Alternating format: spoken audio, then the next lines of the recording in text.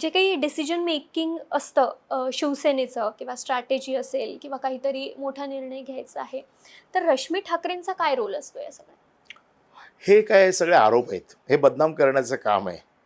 कुटुंबाला बदनाम करण्याचं हे षडयंत्र आहे. मी तरी इतके वर्ष शिवसेना अतिशय जवळनं बघतोय. किंबहुना मातोश्रीच्या बाजूलाच मी राहतो. मला तरी आजही कधी असं आढळलेलं नाही आहे, की कुठल्या निर्णयामध्ये त्यावेळेला मासाहेब होत्या त्यांचा किंवा रश्मिवहिनींचा हस्तक्षेप किंवा ढवळाढवळ मला तरी कधी आढळली नाही.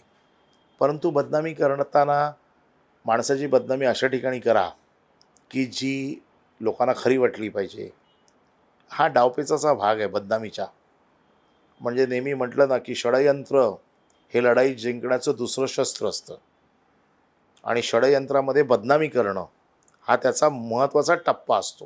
हं. हे सगळे त्या टप्प्यातले विचार आहेत.